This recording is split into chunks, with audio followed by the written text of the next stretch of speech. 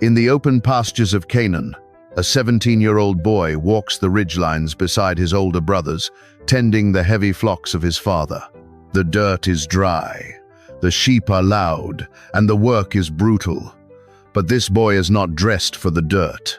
He wears a garment that instantly sets him apart, a flash of distinction walking through the dust of the pasture. Genesis 37. 3 inches, the King James Version, captures the father's deliberate choice. Now Israel loved Joseph more than all his children, because he was the son of his old age, and he made him a coat of many colors. Stop right there. Our English translations make this sound like a harmless paternal gift, a teenager's flashy wardrobe choice that sparks a petty case of sibling rivalry.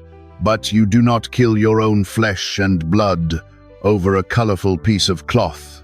The mystery we must unravel is why a father's woven gift and a teenager's nighttime vision of grain provoked 10 hardened men to plot a premeditated assassination. Picture it. 10 grown men, weathered by the wilderness, staring down a 17-year-old who stands before them wrapped in a garment they know they should be wearing. Before the dream is even spoken, Genesis 37:2 gives us a quiet, dangerous detail. And Joseph brought unto his father their evil report. He is not just wearing the coat, he is acting as the overseer. He is inspecting the older brothers, judging their conduct, and carrying the verdict back to the patriarch. He is functioning as the head of the house, earth and heaven agreeing. The coat is the trigger, but the dream is the weapon. Watch what the text does. Joseph gathers his brothers, men who already cannot speak peaceably to him, and forces them to listen to the night terrors of his own making.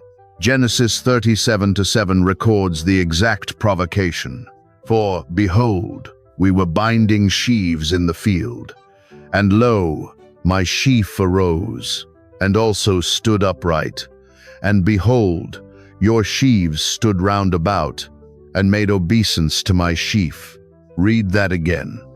They are shepherds, men of the flock, yet Joseph's dream pulls them out of the pasture and drops them into a wheat field. He dreams of agricultural dominance, of their harvest, bowing to his harvest.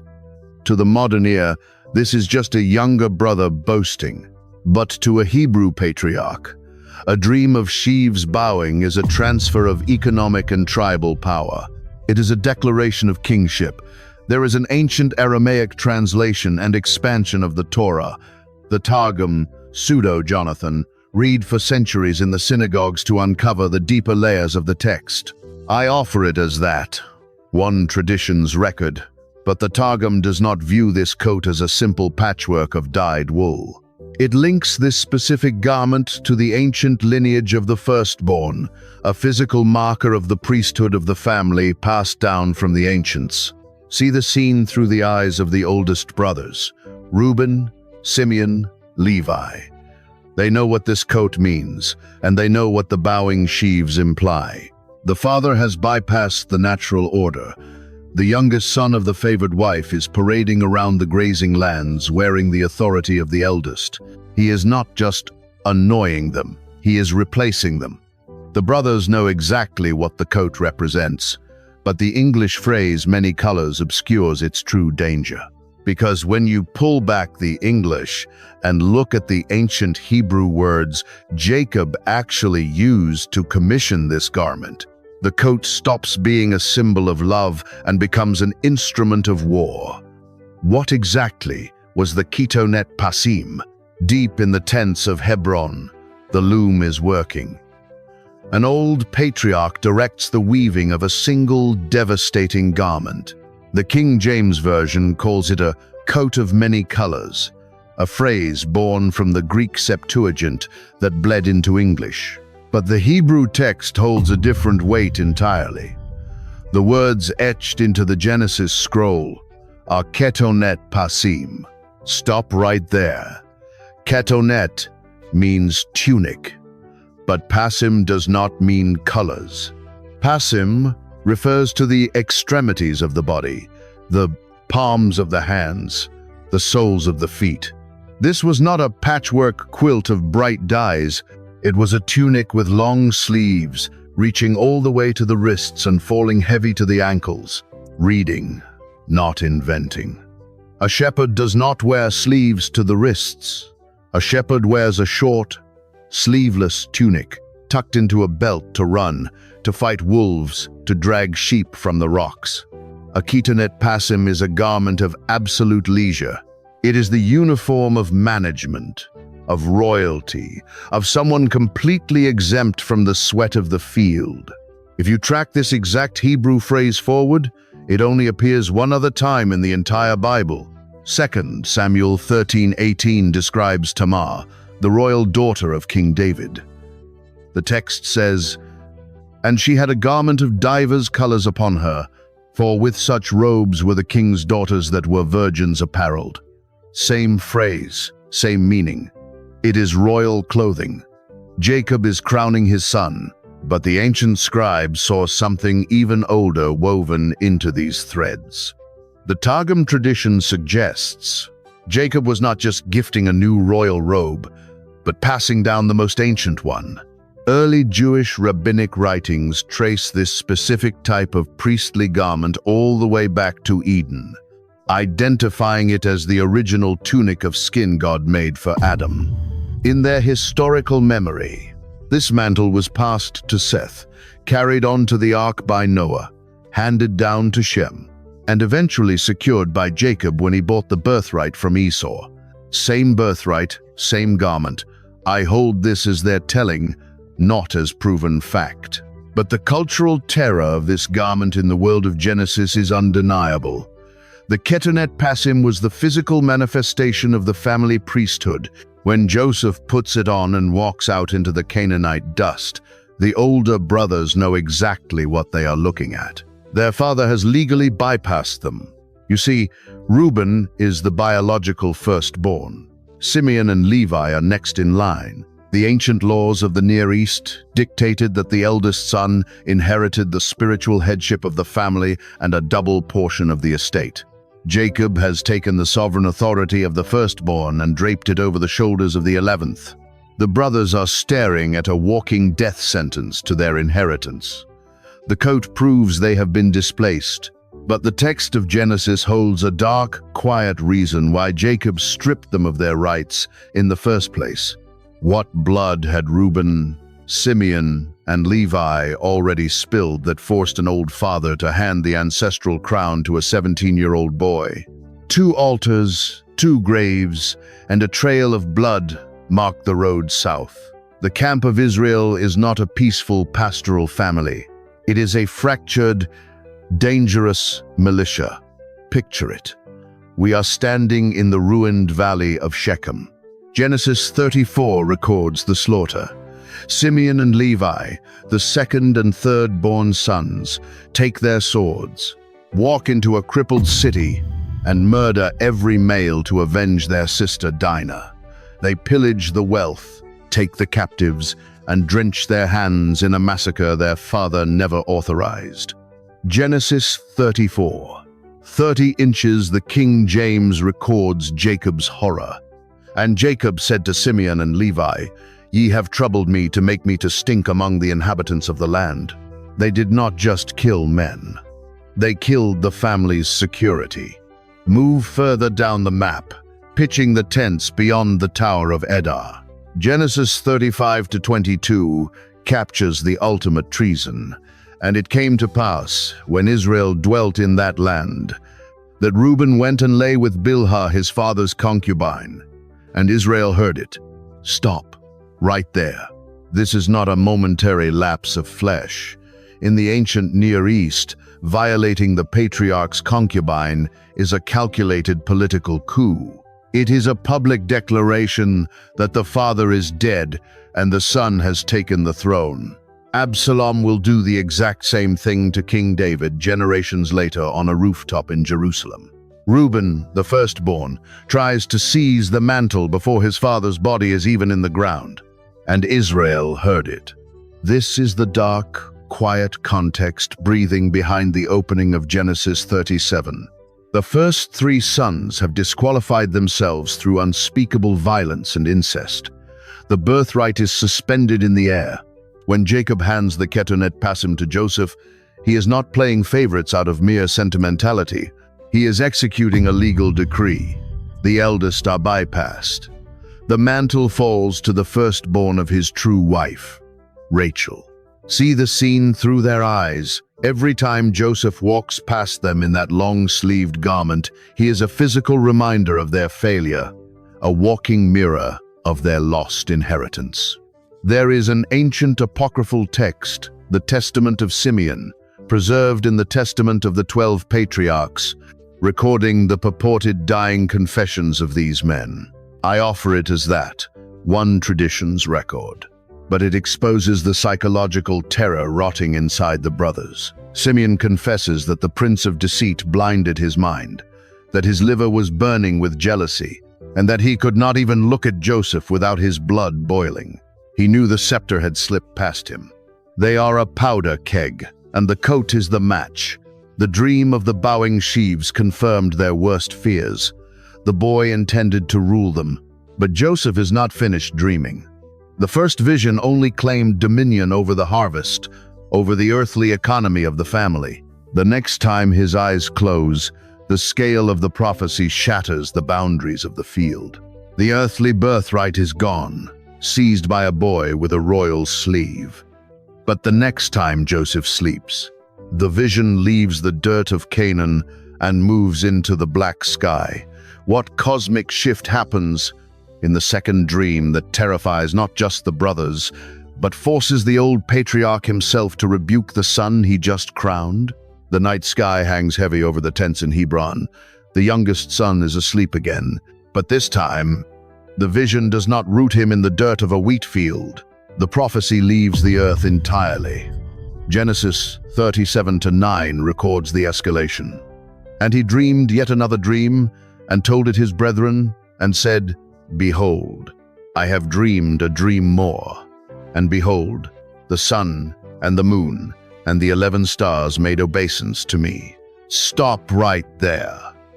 The first dream was an economic takeover. This dream is a cosmic realignment. In the ancient Near East, the sun, the moon, and the stars are not just burning spheres of gas. They are the governing authorities of the heavens, established in Genesis 1 to rule the day and the night. Joseph is no longer just claiming the family estate. He is claiming a throne that commands the celestial order itself. Picture it. He speaks these words out loud, not just to the men who already hate him, but to the patriarch who gave him the coat. And this time, the father flinches. Genesis 37:10 captures the immediate backlash. And he told it to his father and to his brethren. And his father rebuked him, and said unto him, What is this dream that thou hast dreamed? Shall I and thy mother and thy brethren indeed come to bow down ourselves to thee to the earth? Read that again. Jacob understands the symbolism instantly. The sun is the father, the moon is the mother, the stars are the brothers. To a Hebrew patriarch, a son demanding the father's submission is an inversion of the natural law. It violates the very foundation of tribal authority. Jacob has to shut it down. He rebukes the boy in front of the furious brothers, attempting to extinguish the spark before it burns the camp to the ground. But the text leaves a hidden door cracked open. Genesis 37:11 delivers the reversal. And his brethren envied him, but his father observed the saying. Look closely at that verb, observed. The Hebrew word is shema. It means to hedge about, to guard, to protect, to keep watch over. It is the exact same word used for a shepherd guarding a flock in the night. Jacob rebuked the boy publicly to keep the peace, but he guarded the prophecy in his chest. Why?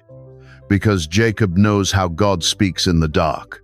Decades earlier, fleeing for his life from Esau, Jacob laid his head on a stone at Bethel and saw a ladder reaching into the heavens. He knows that when the sky opens in a dream, it is not an idle fantasy. It is an unalterable decree. He knows the long-sleeved garment he wove for the boy is only the earthly shadow of a much heavier, terrifying crown. The brothers hear the public rebuke, but they see the coat. The double dreams have locked the prophecy into stone, and the older men know their father is secretly guarding it. The pasture cannot hold this tension much longer. When Jacob sends his favored son out alone to check on his brothers, what ancient, blood-soaked ground does the dreamer unknowingly walk into? The command comes directly from the patriarch. Genesis 37-14 records the fatal instruction, and he said to him, "Go, I pray thee, see whether it be well with thy brethren and well with the flocks, and bring me word again." He leaves the safety of the Vale of Hebron. He walks north. Picture it, a 17-year-old boy, wrapped in the heavy, long-sleeved ketonet passim, walking alone into the wild country. He is heading to Shechem. This is not neutral territory. This is the exact valley where Simeon and Levi slaughtered every male and took the women captive. Just a few chapters earlier, the ground is still screaming. Jacob is sending his favored son into the graveyard of his older brother's greatest sin, wearing the garment of the birthright they lost because of it. But the brothers are not in Shechem. A stranger finds Joseph wandering in the field and points him further north, to Dothan. Dothan is isolated. It sits on a major trade route, but it is a place of deep valleys and hidden pastures. As Joseph crests the ridge, the brothers do not just recognize his face, they recognize the fabric. Watch what the text does. Genesis 37. 18 inches. The King James delivers the chilling sequence. "And when they saw him afar off, even before he came near unto them, they conspired against him to slay him." Stop right there. This is not a crime of passion. It is a calculated execution. The Hebrew word for conspired, nakal, means to act deceitfully, to plot a trap. They do not snap in a moment of sudden anger when he speaks. The decision is made while he is still a speck on the horizon. The coat seals his death warrant from a mile away. There is an extra biblical text, the book of Jasher, an ancient Jewish history, actually mentioned by name in our canonical books of Joshua and 2 Samuel. I hold this as their telling, not as proven fact. But Jasher expands this terrifying moment. It records Simeon, the very brother who led the massacre at Shechem, looking out across the valley and speaking the death sentence out loud. He tells the brothers to look at the man of dreams coming toward them and proposes they kill him. Cast him into a pit and see what becomes of his prophecies. Same violence, same brother. The canonical text of Genesis confirms this mocking title. Genesis 37-19 echoes the sneer. "And they said one to another, Behold, this dreamer cometh." They are not attacking a sibling. They are attacking the prophecy. If they can put the dreamer in the ground, the sheaves will never bow. The sun and the moon will never kneel. The ketonet passim will be buried in the dirt of Dothan, and the natural order of the firstborn will be restored. They are rewriting the decrees of heaven with a blade. 10 men wait in the brush. The boy in the royal tunic walks straight into the ambush. But before they drop him into the black earth, they have to remove the one object that drove them to murder. The trap is sprung. The dreamer is surrounded. But when the hands of 10 furious men finally grab hold of him, what violent physical act must happen before the pit can swallow him? 10 pairs of hands grab him the second he steps into the camp. No greeting, no questions, just sudden, overwhelming violence. Genesis 37, 23 inches. The King James Version records the exact priority of their rage. "And it came to pass, when Joseph was come unto his brethren, that they stripped Joseph out of his coat of many colors that was on him." Stop right there. Watch what the text does. The phrasing stutters. They stripped him out of his coat of many colors. The Hebrew phrasing repeats the object, keeping the camera locked on the ketonet passim. They do not strike his body first. They attack the garment. They are tearing off the birthright, ripping the priesthood from his shoulders before they deal with the flesh beneath it. Once the royal sleeve is gone, the boy is just a boy. Genesis 37-24 captures the burial, and they took him and cast him into a pit. And the pit was empty, there was no water in it. Read that again. The verse repeats itself to make a haunting point. It was empty. There was no water. The Hebrew word for pit is bor, which can mean a cistern carved into the earth to hold rain. By explicitly telling us it is waterless, the text shifts the object from a well to a tomb. If the sheer drop into the bedrock does not break his legs, the scorpions and the dehydration will finish him. We know from later chapters in Genesis that Joseph wept and begged for his life from the bottom of that dark hole. But the testament of Simeon, an apocryphal text from the early centuries, records a darker, more visceral detail about this exact moment. I offer it as that, one tradition's record. The text claims Simeon's blinding rage was so absolute that he wanted to slaughter Joseph, with his bare hands right there on the edge of the pit, completely ignoring the tears. But Judah restrained him. Same hatred, same brother. They leave him in the dark. And then they do something utterly terrifying in its coldness. Genesis 37-25 says, "And they sat down to eat bread." Picture it. The screaming of their 17-year-old brother is echoing up from the bedrock, and 10 men sit in the dust to share a meal. They are entirely unbothered. The usurper is in the grave. The threat of the bowing sheaves is buried in the dirt. But a caravan of Ishmaelites appears on the horizon, carrying spices down the trade route to Egypt. Judah sees an opportunity to make a profit rather than shed blood directly, and the brothers pull the boy up from the dark, selling him into slavery for 20 pieces of silver. The dreamer is dragged south in chains, leaving his royal identity behind in the dust. The boy has gone to Egypt, but the brothers still have a massive problem lying in the dirt of Dothan. They have to return to Hebron and explain the missing heir to the patriarch who has spent his entire life outsmarting other men. What specific dark ritual do the brothers perform on that garment to ensure their father believes the lie? The dust settles on the trade route to Egypt. The Ishmaelite caravan disappears over the southern horizon, taking the 11th son with it. 10 men stand alone in the brush of Dothan, holding an empty, long-sleeved garment. The boy is gone, but the ketonet passim remains in their hands. They cannot simply return to the tents of Hebron with empty hands and a missing heir. Jacob knows them too well. He knows the violence Simeon and Levi are capable of. They need evidence of a tragedy. Genesis 37. 31 inches, the King James Version records the calculated cover-up. And they took Joseph's coat and killed a kid of the goats and dipped the coat in the blood. Stop right there. They are shepherds. They have access to thousands of sheep, but they deliberately choose a kid of the goats to slaughter for the blood. To the modern reader, a goat is just livestock. But in the generational history of this family, the goat is a highly specific instrument. Hold that image. Go back decades earlier to a tent in Beersheba. An old, blind patriarch named Isaac is lying in bed, preparing to give the blessing of the firstborn to his oldest son, Esau.